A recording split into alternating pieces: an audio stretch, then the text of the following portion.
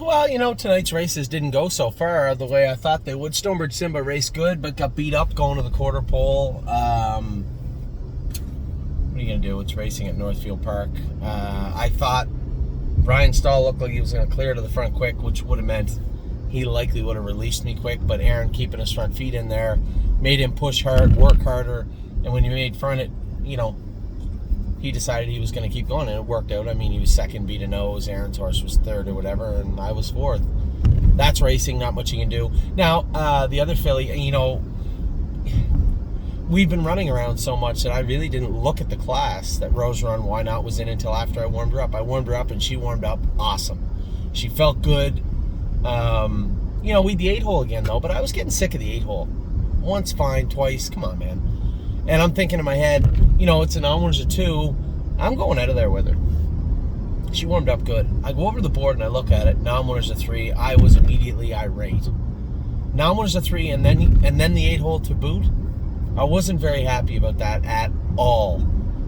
So I'm angry, frustrated. At the same time, there's a couple in there. I'm thinking, I don't want to take her back to last because I know how that ended up last week. She was a little flat last week, but scoped okay. So I go out of there, it just didn't work out in the first turn. I was actually, I think, 3 wide for most of the first turn. I got down to the rail, and she just fizzled away, but she felt flat. And you know what? We've been so, I guess, unlucky. I don't know how else to characterize it. With horses bleeding over the last 5 weeks. Jason and I had talked about, we virtually had, I guess if you want, in the business world, meetings about, what was going on with these horses and how to combat it. There's nothing we can do about it this year. We can change the way we train right now for the horses that aren't on Lasix, make minor adjustments. But for the horses that did bleed, it's Lasix for them. So I thought she bled the way she acted. She didn't. She scoped. She didn't bleed, but she flips easy. Now, in 2021, probably over the last, I guess really over the last decade, horses that flip their pallets easily, they usually get their pallets injected closer to the race, or will Baycox them. This is I guess veterinarians have attributed this weak palate phenomenon, I guess, to be in correlation with horses with EPM potentially. So generally, we'll Baycox the horses that flip very easily. Both Sue and Sue, who we schooled today and schooled great, she flipped easy. We Baycoxed her, and Rose Run Why Not flips easy. Now I can be talked into the flipping of the palate. We've treated her for EPM before, so this isn't shocking. As a driver and a horses and a guy who's been around and gone with a lot of horses that do have this, I attribute a lot to anxiousness a lot of the times in the races. If you think back when she jogged in the maiden, had the rail, was a little hot at the gate, got away in the 2-hole, got to relax the whole way, get out and jog. Whereas if you have the outside or somewhere in the middle of the gate and you got to stress her leaving the gate and then grab a hold of her and put her in a hole, or it's a stressful situation for a young horse, a young immature horse. And I believe she is flipping her palate, so we will treat her and race her accordingly. She does have razor pads on up front also. She's going to Delaware. This is a conversation I didn't have with Jason yet. We went to Delaware last year and were shocked, and we were all shocked how deep the track was. Razor pads on that track might not be the best course of action. I think maybe we'll just cut those razor pads off. Now, razor pad is really just, it's a full shoe, a full metal shoe, and then underneath it is a pad that you nail through so it stays right on the hoof, and there's a pad right on the frog, so the middle of the horse's foot, and that pad gives some concussion support to the foot. Razor pads work great. I just don't know if that's the right way to go. She will be racing in the fair portion at Delaware Monday afternoon. I'm in Kentucky. Brett Miller is going to be listed to drive.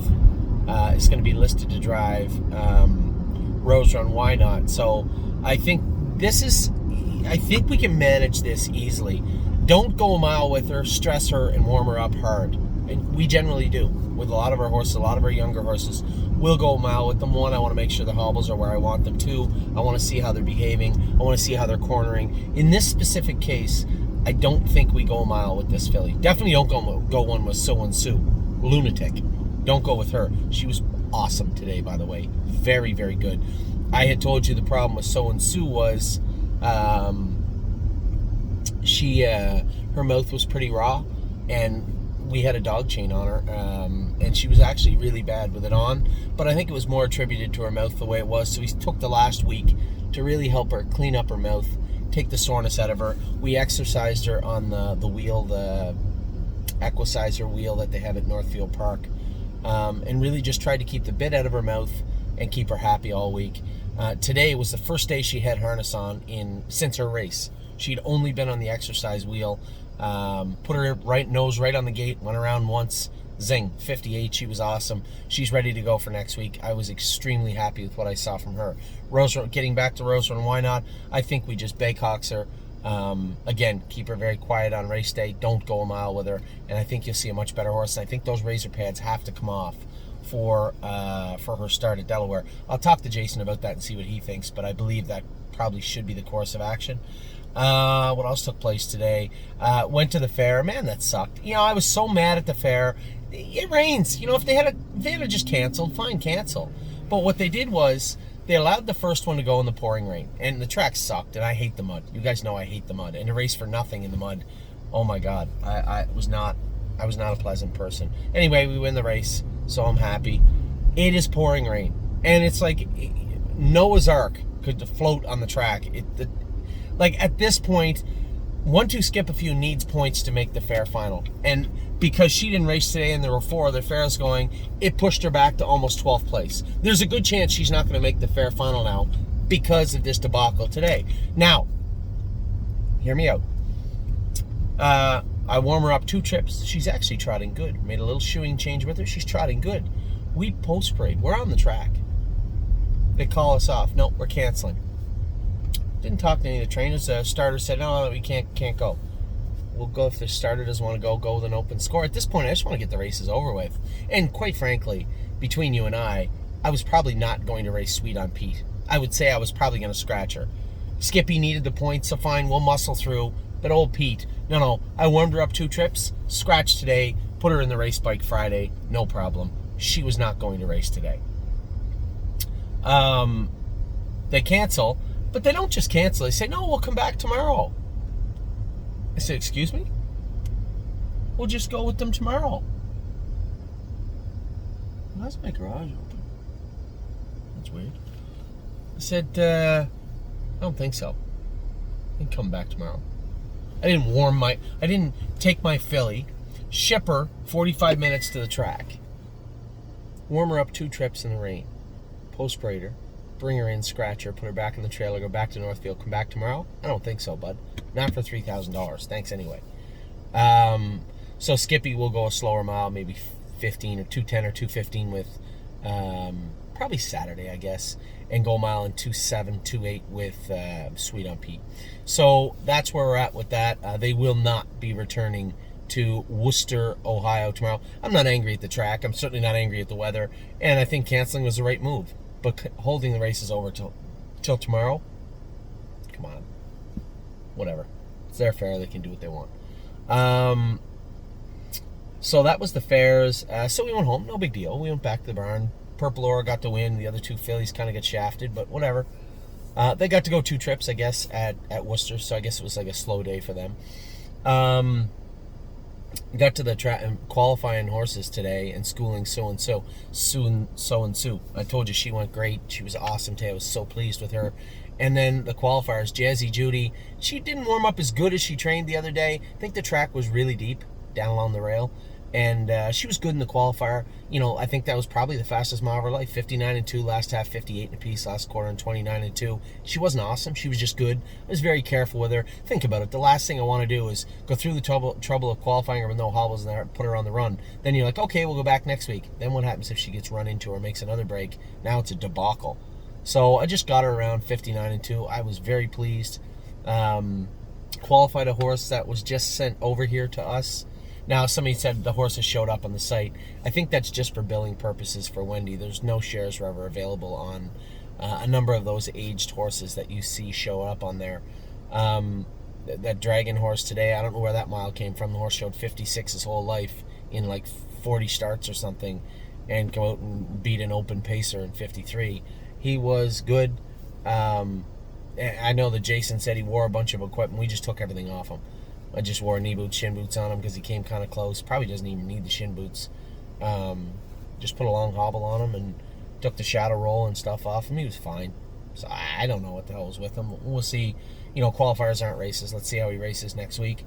And then Stonebridge Dolce. She wasn't awesome. Running in a little clappy gated late in the mile. I think she probably needs maybe a set of toe weights on. A little bit of equipment. I'm thinking we're probably only going to race her once or twice. And I told Dr. Stiller this. So as it stands right now, the Dolce group is 75% me, 25% Stonebridge Farms, is Dr. Stiller, Angie and Cal Stiller. And as I said to him, probably only going to race her a couple of times. Probably race her in a maiden at the Meadows, and then maybe another maiden at the Meadows, and then maybe just pull the shoes off her and kick her out. I'm very happy for a filly that was disgusting all along, training down, and everybody knew that. You saw her. To a filly that qualified in 2-1. Last quarter in 31 apiece, but that's because I couldn't steer her in the last turn. She finished up her last eighth in 30-second speed. So she was okay. So as you can see, I'm sitting in front of my house. I'm in the 5th and the 11th. I'm going to go home and have a shower. I think I have to go to Columbus tonight. I'm going to have to go tonight. I'm going to have to look at babies all morning. I should have a full 3 hours to look at babies. Then I got to rush to the Meadows, get there to drive Steve's horse in the Keystone Classic, and rush back 3 hours to the sale. I know it's a little hectic. That's my life. That's the way it is. When I make promises to people, I try to keep them. I told Steve I'd drive his horse, and I'm going to. And I told you I'd bring you some videos. I'm going to. So I think right after Yes's race, I'm going to pack an overnight bag. I guess I'm going to need 2-night bag.